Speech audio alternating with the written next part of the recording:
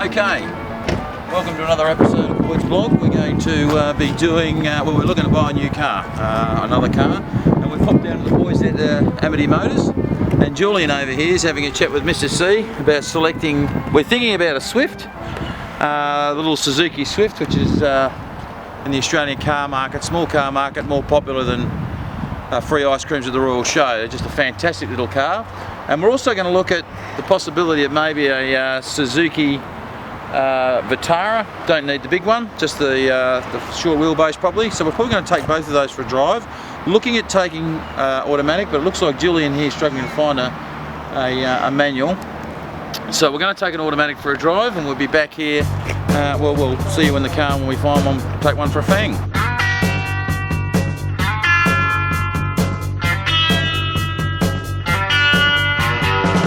Alright, here we are, we're in the black second-hand Vitara short wheelbase.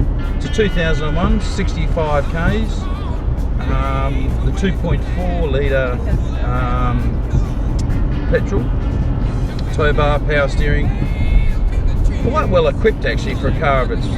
We just noticed Mr. C's driving. She's got the cruise control on the steering wheel, beautifully placed on the steering wheel, and audio controls as well. I also happen to notice it's got climatic controlled air conditioning, which is a bit flash.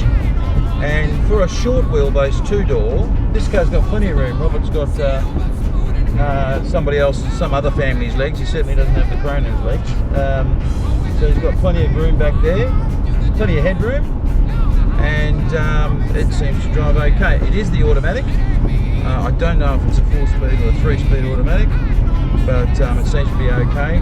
They do have a bit of a reputation of being a little bit thirsty for their size and power, but it does seem very well equipped.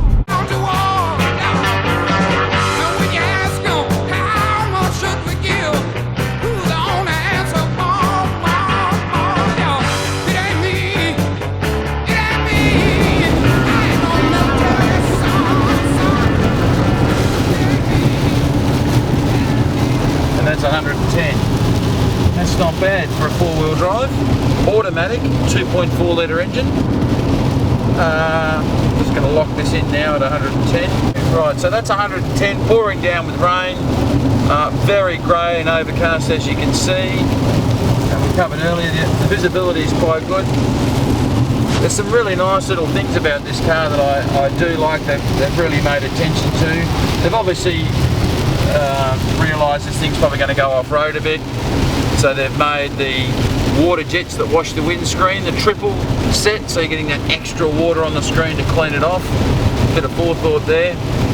This is also something that was developed in the S-Class Mercedes. Isn't it awful when you're driving into the sun and when you put your visors down, there's always that gap between each visor where the rear view mirror goes. These have got the little slide out bits here, so you can adjust and keep that sun away from that section, and same this way as well. I'm normally, well I am, a bit longer in the body than most normal human beings, and headroom can be a problem. We went and looked at some Mercedes last week in Perth, and I had to fold myself up like a piece of origami to get into them. But this, of course, being a high riding car, there's plenty of headroom here. It is a little bit sort of wobbly up here because you are sitting up quite high. Nowhere near as bad as the brand new, what is that thing that they... You can't put that on YouTube. Change lanes here. So coming up to the roundabout, big roundabout in Albany, and plenty of, even in the automatic, it is quite sprightly. Nice big mirrors, so you've got good visibility out the side, which is atypical of this type of vehicle, I suppose. Nice clear display, logical ergonomic layout. Buttons are where you want them to be. The thumbs drive the audio and the cruise control. Nice place to be. Sits quite well on the road. There's a little bit of top and toe action, bit of seesawing action going on because it is the short wheelbase. The benefit, of course, with the short wheelbase is you've got a little bit more ground clearance if you do go off-road. I can't really see this going and doing too much off the beaten track stuff, but it will be required to tow the boat, the tinny down to the water and back, and maybe go for a fang up the beach, but other than that, that's about it. And I suppose that's what Suzuki had in mind with this type of Vitara, really. Okay, well the weather's conspired against us. It's absolutely pouring down with rain, and regrettably the car we took for a drive, well, it became apparent after a short period of time within it that it had just been detailed and our asses are wet. This is a brand new Swift, alloy wheels. I'm not sure if it's the poverty pack or if it's something special. We'll find out a bit about that later. Mr. C's in there. We're now going to take this for a drive. We'll go through what it's like. It's nearly time for these guys to wrap it up, so we're going to do a quick whiz around the block on this one and see what we think. Okay, so here we are in the Suzuki Swift, brand new. It's the Auto. I think it's a 4-speed automatic. Mr. C's taking it for a fang now around the big roundabout here in Albany, and it is brand new compared to the last car we drove, which has been around the block a few times. There's a USB port down there. We've got this screen here, which is rather flash. I don't think it's touch screen. Yeah. It is touch screen, look at that. Oh yeah, you can do your radio and everything. I'm not sure how much of a pain in the ass that's going to be. Has got cruise control on the steering wheel. And I also happen to know you've got Bluetooth for your phone on the steering wheel there as well, which is quite nice. Very black on black inside, lots of black plastic everywhere.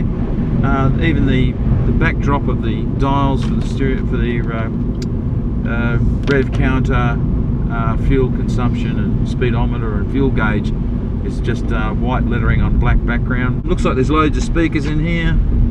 We'll play around with the radio later on and see if we can get that to go. Robert seems to have a bit of room as well. In fact, you seem to have more headroom back there than the guys in the front. So we'll just see how we go. Very fuel efficient, about 6 litres per 100 k's, I think's the figures. 5.2 it says up there on the sticker. So very fuel efficient. We'll see how it goes. One thing I noticed was it was really quite quiet. And I don't know if that's indicative of small cars these days, but when I was selling Hyundai XLs, was sort of almost forgiving of the fact that they were a bit noisy on the road. I've got some cars coming up behind me, but this really was quite quiet, even quieter than the Vitara when we took it for a fang. So we'll see how we go. Good turning circle here, as you'd expect it from a small car. A little bit slow off the mark, but you'd expect that. It's got 600 ml less than a 2 litre bottle of milk in the front of here. We'll keep it going, and it's fully laden. Robert's coming up to adult size, 2 adults in it. Nice big windscreen. A little bit indecisive here. Oh, we've got the, what's going on here with the transmission? So drive, okay, well there you go. Oh yeah.